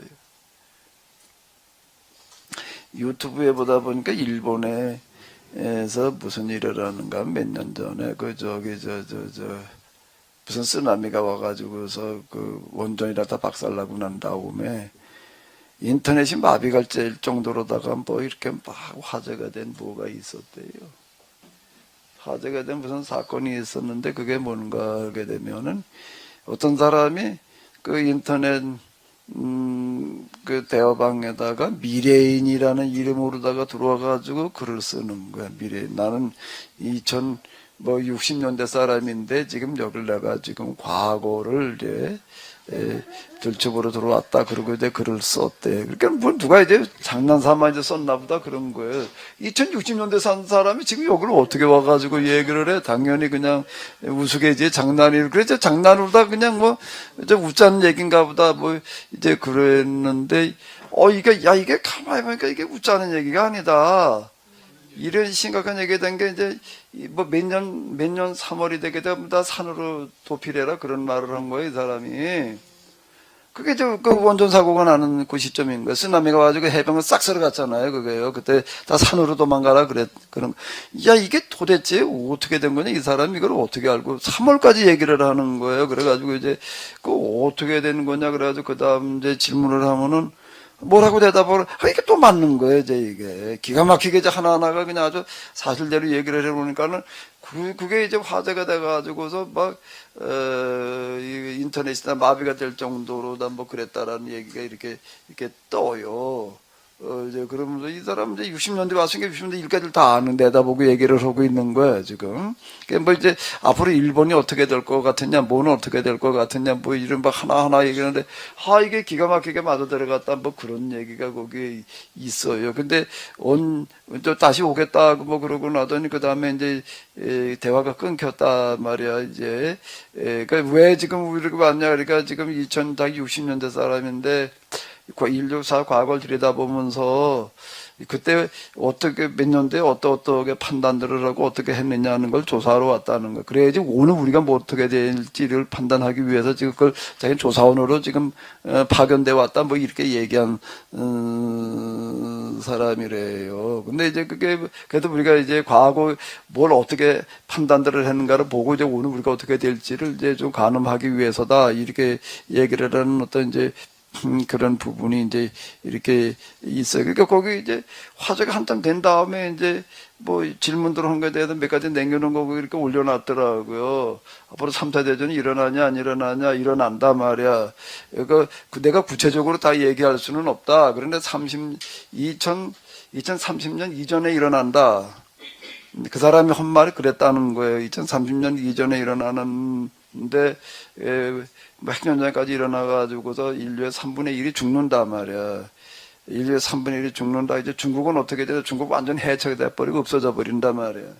뭐 이제 이런 얘기도 하고 극동에서 살아남는 유일한 두 나라는 한국과 일본이다 말이야. 그러니까 이제 앞으로 가장 뭐 그게 뭐 할 산업이 뭐냐 로봇이단 말이야. 이제 로봇 가지고 이제 뭘 하는데 그런데 로봇 산업은 한국이 주도하고 일본 하청업체로 전락을 한다. 뭐 일본에서 얘기하는 어떤 이제 이런 건데 뭐 그렇게 얘기한 뭐가 있어요. 뭔 소린가 하고 들이다 보니까 인터넷에 뭐 유튜브에 별나무가 다 들어와. 뭐 가짜 뉴스도 있고 뭐 이것도 누가 지어낸 얘기인지 뭔지는 모르겠는데 어쨌든 간에 근데 뭐 하나 분명하게 일본에도 그런 사건이 있어가지고 그냥 그게 막 난리 난 건 사실. 그것도 없던 얘기는 아니고 그런 게 실제로 있었다는 거예요. 그게 뭐 대한민국도 이제 뭐 그때 통일이 돼가지고서 뭐 어떡한다 말이야. 뭐 중국은 완전 해체가 돼 인도가 이제 중국 땅 대부분 흡수를 하고 거기 올린 질문 가운데 하나가 그런 얘기가 있어요. 무슨 질문인가 하면은 앞으로 그 에너지 문제는 좀 어떻게 되는 거냐. 환경 에너지 그래서 뭐라고 그러는 걸 에너지 문제가 다른 차원의 에너지를 갖다가 쓴다. 지금 제가 얘기한 거, 그걸 정확하게 그대로 얘기를 하고 있더라고요. 다른 차원의 에너지를 갖다 써가지고 내가 그걸 보다가 어쭈 내가 완전 다른 차원의 에너지를 갖다 쓴다. 그래도 환경이나 이런 거에 아무런 문제가 생기지 않으면서 무한하게 쓰는 에너지를 사용하게 된다 말이야. 이제 뭐 그런 얘기도 이제 거기서 이렇게 하고 뭐 이제 그러더라고요. 믿지 말라고? 아니, 일단 일본에도 그랬대요.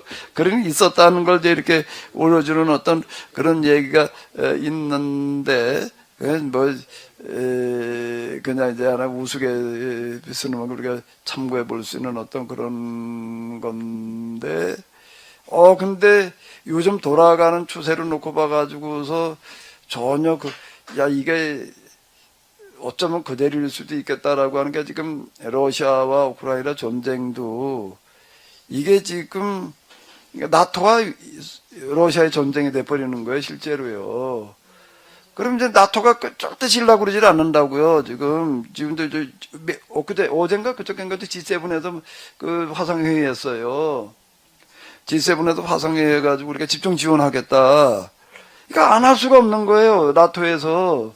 북한이 그냥 맥혀 들어가게 되면 그 다음에 러시아가 그냥 주변 다 밀고 들어올 텐데 그러면 어떡할 거예요? 이걸 지금 물러설 수가 없는 게 이게 나토와 러시아의 전쟁이기 때문에 이게 심각한 얘기라고요. 그런데 푸틴대로 코너로 몰리는 거예요.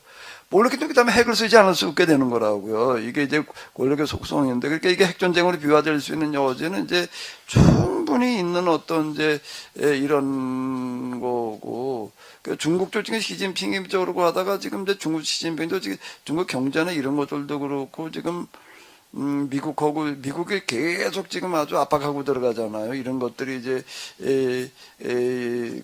중국이 이제 더 이상 이제 견디기 어려워진다라고 하게 되면 그때 가서 이제 해고로 갈 수 있는 여지가 이제 충분히 있는 어떤 그런 부분이어가지고 분명한 건 30년 이전에 핵전쟁이 일어난다, 뭐 인류가 3분의 1이 죽는다 이제 이런 얘기도 하고 그러는 거 해양 바다 물고기나 이런 거 오염돼가지고 하나도 못 먹는다 이제 그렇게 되고 말았다 뭐 그런 얘기도 하고 그러는 거가 누가 지어낸 얘기인지 아닌지는 모르겠는데요. 상당히 그 개연성 있는 그런 쪽 얘기들 이렇게 이제 하고 있던데 뭐 이제 중요한 건 그 얘기가 아니고 거기서 얘기하는 게 우리는 과거로 돌아와 가지고서 과거에 무슨 일이 있었는지를 이제 살펴보는 것은 지금 오늘 우리가 앞으로 뭘 어떻게 해야 되느냐 하는 거를 결정하기 위해서다. 이제 이렇게 얘기를 하거든요. 마찬가지예요. 그 전승이라고 하는 게 김주하 선교사님 얘기한 그런 거가요. 맥이 중간중간에 끊겨요. 끊기는 게 짧은 시간이면은 맥을 이어가는데 그게 수십 년, 수백 년, 그리고 무대가 바뀌어버리면 이제 맥이 사라지는 거예요. 그리고 사람이 바뀌는데 완전히 그럼 맥이 끊겨버리는 거예요. 그러면 이제 어느 시점에 선 사람은 과거로의 여행을 하지 않으면 안 되는 거예요. 과거로의 여행을 해가지고서 과거에 무슨 일들이 어떻게 일어났었고 명맥이 어떻게 이어져가고 있다가 어제도 단절되어져가지고 그 다음에 그게 뭐가 어떻게 흘러가는가를 보고 오늘 우리가 어떻게 해야 되느냐는 걸 얘기를 해야 되나 그 부분에 굉장히 나 그게 다른 건 뭐 어쩌고 저쩌고 뭐 그건 가봐야 하는 얘기인지 잘 모르겠는데 그래도 과거로의 여행을 하고 있다라고 하는 그런 얘기는 상당히 야 이게 그냥 지어낸 얘기라고 보기에는 너무 그런 부분에 수준이 높다 내가 이제 그런 생각을 했어요. 성경을 해석하는데도 마찬가지예요. 과거로의 여행이 있어야지 해석이 되는 거지. 그게 왜 그렇게 흘러갔던 거 왜 당연히 지금까지 왔어야지. 근데 이제 역사의 과거의 사건들 속에서 끊기는 사건들이 일어났다는 거예요. 어떻게 그게 변형되어져 갔는가를 봐야지.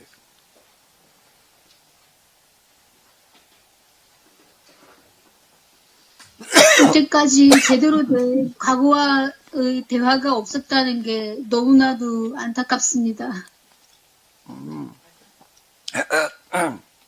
타임머신이 없어서 그랬어요. 타임머신 있으면 타고 갔을 텐데.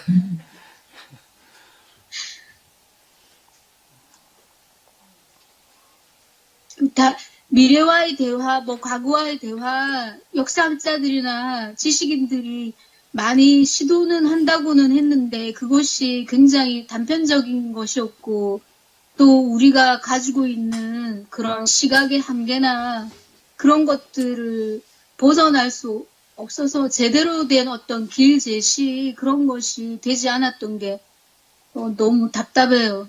너무나도 똑똑하신 분들이 많았는데 왜 정말 안 됐는지 정말 안타깝습니다. 네. 미래와는 대화하기가 어려워요. 가늠을 할 뿐이지. 우리가 안 가본 세계인데 그거 어떻게 얘기해. 근데 과거는 이미 지나온 거잖아요. 과거는 이게 지나온 거니까 돌아다 보면 된단 말이에요. 돌아보면 되는 거예요, 이거는요. 미래는 내다봐도 안 보이는 거예요, 이게. 미래를 어떻게 봐야 이제 일어날 사건이 우리가 미래 내다본다는 건 어려워요. 근데 지나온 사건은 돌아서기만 하면 보이잖아. 예? 돌아섰기만 하면 보이잖아요. 그러니까 여기만 지금 보려고 그러지 말고 앞으로를 가늠하려면은 지나온 과거를 돌이켜 봐야지. 앞으로 어떻게 해야 되는 거구나. 무슨 일이 있을 것인가까지는 몰라. 그거는 어려운 얘기예요. 근데 우리가 어리다가 초점을 맞춰가지고 어떻게 가야 되느냐라고 하는 거는 여기서 나오는 거예요. 그래야지 과거의 오류를 우리가 또 여기도 재반복하지 않을 수 있는 거잖아요. 시행착오를 막는다는 얘기가 이제 그 얘기가 되는 건데 과거는 돌아보기만 하면 되는 거예요. 그 과거를 어떻게 돌아봐야 되느냐 말이야. 그건 많은 자료 책들이 있죠. 그걸 가지고 이제 우리가 어떻게 해야 되는가 하면은 이거 쭉 재고생해 나가 봐야 되는 거예요. 쭉 이어내려가 봐야 되는 거야. 뭘 이어나가야 되느냐라고 한다라고 하게 되면 쉬운 얘기야. 구슬이 선말이라도 뭘 해야 된다? 그 꿰야 돼. 그 꿰인다는 게 뭐예요? 실이야. 실이라는 게 뭐예요? 중요한 핵심이라고 하는 거가 뭔데? 요걸 잘 잡아야 돼. 실을 거미줄 갖다가 끼려고 하면 중간에 갖다가 흐집이 돼버리고 말이야. 썩은 줄 갖다가 하면 중간에 다 끊어져 나가버리고 말아요. 이 튼튼한 줄을 잡아가지고서 끼어나가 봐야 돼. 그게 이제 핵심이라는 거야. 핵심이 뭐였느냐는 거, 지난, 과거, 현재, 미래로 나아갈 핵심이라는 걸 뭘 중심으로 볼 거냐가 이제 중요한 거예요. 이걸 잡아야 되는 거예요. 그리고 이게 어떻게 흘러왔는가라고 하는 거를 끊임없이 돌이켜봐야지 되는 거예요. 그거를 하는데 도움이 되는 게 무슨 사자 들어가는 책들이야. 문화사, 역사, 무슨 이스라엘사, 어쩌고 저쩌고, 끝은 말이니까 역사자로 끝나는 책들이 주로 그런 걸 다루는 거고, 그리고 또 그 다음에 어느 한 시대를, 사회적인 그런 상황을 다루어주는 그런 책들이 있어요. 연구한 만큼. 그런 걸 가지고 계속 이렇게 보고 또 보고, 그 다음에 어떻게? 보고 또 보고, 그 다음에 생각하고 또 생각하고, 그러다가 보게 되면 보여. 그리고 이렇게 하는 과정에서는, 쉽지를 않아요. 이렇게 하는 과정에서 핵심을, 줄거리를 똑바로 잡게 되면, 여기가 빗나가 버리면 방법이 없는데, 핵심을 똑바로 잡으면은 그건 틀림없이 어디로 이어지는가? 하나님으로 이어져요. 하나님과의 만남이 일어나, 이 속에서. 그러니까 하나님을 어떻게, 어디서 만나야 되느냐라고 할 때에, 기도하다가, 어쩌다가, 모두 다 좋은데요. 역사의 흐름을 가지고 씨름을 하다가 그 역사의 흐름을 이끌고 가시는 하나님을 만나는 게 가장 정확하게 만나는 거예요. 역사의 주관자이신 하나님을 만나게 되는 거예요, 여기에서. 그러면 그 다음에 이게 보여요. 너무 어려운가? 그 정도 누가 하냐고요, 목사님. 너무나 수많은 학자들도 다 해왔고 저도 저 같은 사람도 그런 많은 사람들이 그런 걸 연구하고 공부하고 했다고 하는데 다들 핵심을 보는 관점이 다 다르더라고요. 똑같은 사건을 오늘날도 똑같은 하나의 사건을 보다 다 보는 관점이 다르다 보니까 다 각자 자기가 잘났다고 자기 생각이 옳다고 하잖아요.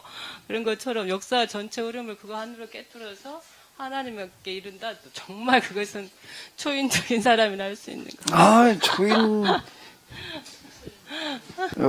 김주아 선교사님, 너무 어려워요? 어려운데요.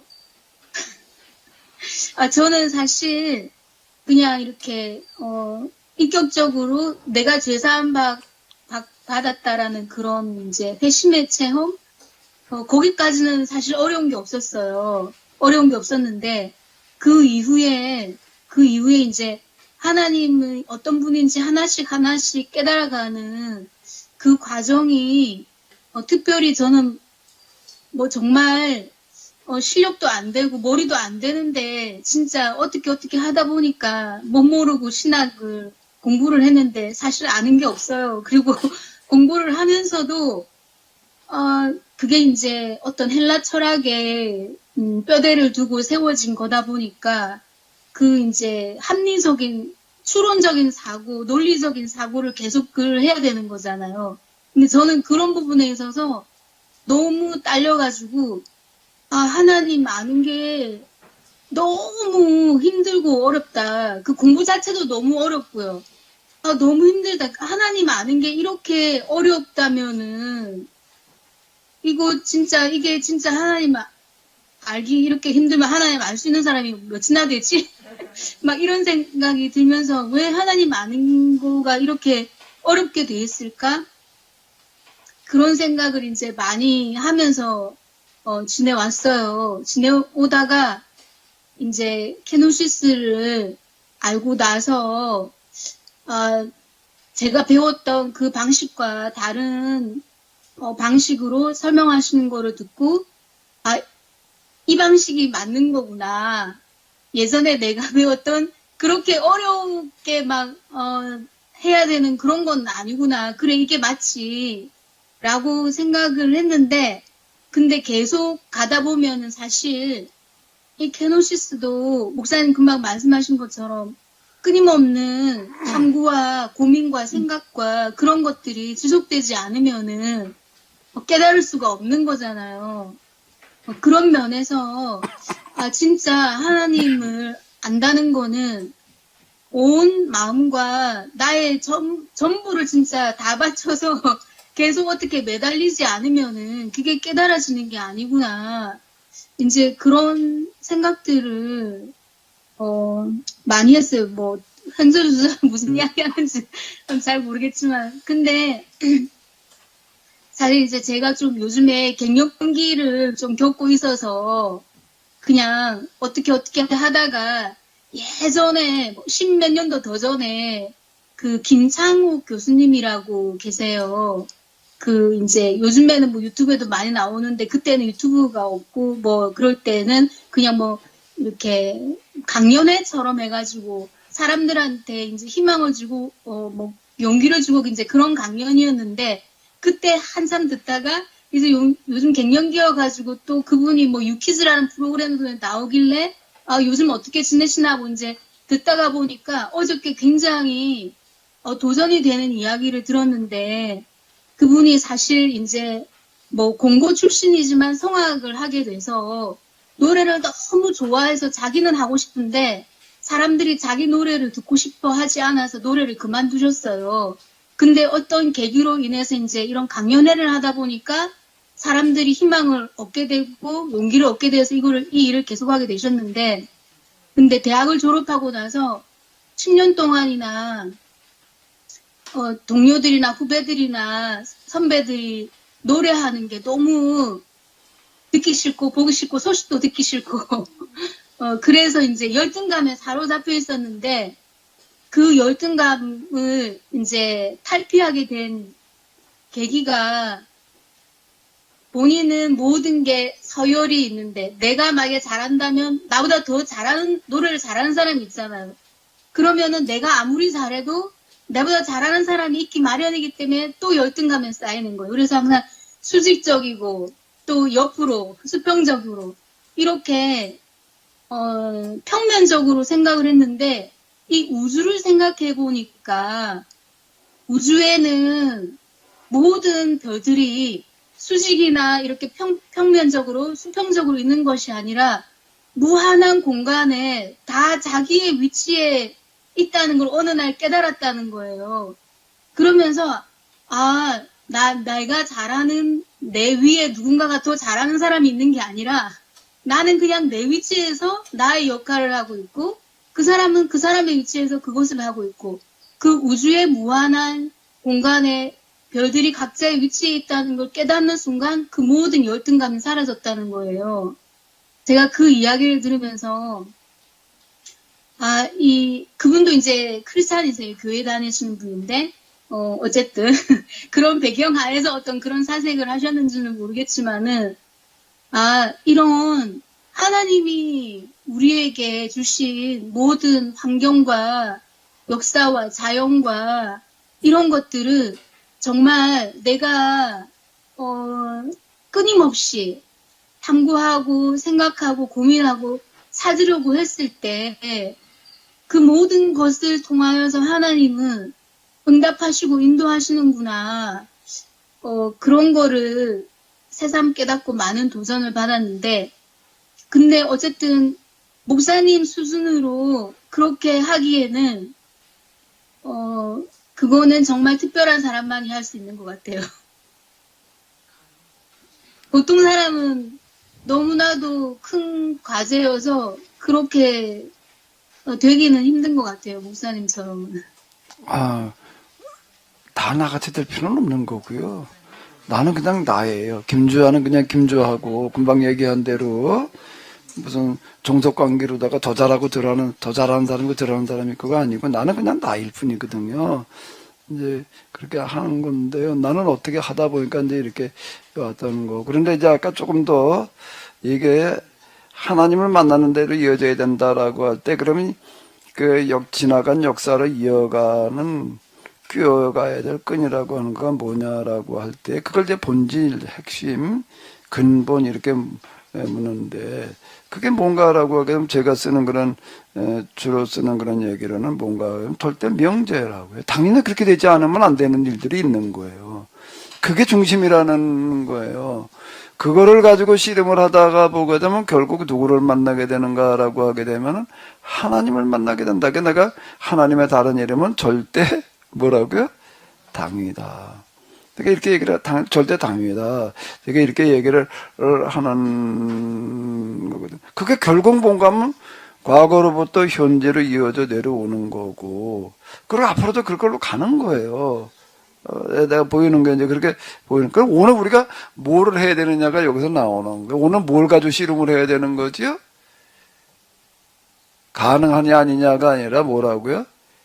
뭘 해야 되냐 말아야 되느냐라는 걸 가지고 씨름을 해야 되는 거라고 하는 거예요. 절대 명제를 가지고 씨름을 하고 그걸 실현하려고 하는 방향으로 가는 거예요. 그게 곧 하나님의 뜻이에요. 입다의 얘기, 기도원의 얘기가 다 지금 그런 이야기로 이렇게 이제 보이는 거예요. 그 시대에 이런 문제를 가지고 씨름을 했던 사람들, 절대 명제의 문제를 가지고 씨름을 했던 사람들. 근데 그게 기생의 아들도 있는 거고, 입다와 같은 환경에서도 또 그걸 이어가는 사람이 있는 거다라고 하는 건데요. 예, 좀 시간이 많이 갔습니다. 그만해야죠. 네, 꼭 좀 하고 싶은 얘기 있으시면 좀 하세요. 다음 시간에는 뭘 해야 되나요? 입단을 맞춰야 되고, 이제 다음 시간은 삼손인가? 삼손 몇 번 다뤘지만, 삼손을 다음 시간엔 다루도록 하겠습니다. 또 삼손을 가지고 한번 좀 씨름을 해봐요. 진상 집사님한테 내가 좀 기대할게. 삼손의 노래도 지었으니까 입달 한번 좀 지어보면 어떨까? 네. 삼손의 명예를 회복시켜줬으니까 입다도 한번 좀 경솔한 선언을 했던 어쩌고 저쩌고 아니라는 걸 한번 좀 우리 다 같이 주기도문 하시겠습니다. 하늘에 계신 우리 아버지요, 이미 그렇게 여김을 받으시고 나라에 임하옵시며 뜻이 하면서 이룬 것 같이 땅에서도 이루어지. 오늘날 우리에게 이름을 양식을 주옵시고 우리가 우리에게 죄 지은 자를 사하여 준 것 같이 우리의 죄를 사하여 주옵시고 시험에 들게 하지 마옵시고 다만 악에서 구하옵소서. 내게 나라와 권세와 영광이 아버지께 영원히 있사옵나이다. 네, 수고 많으셨습니다.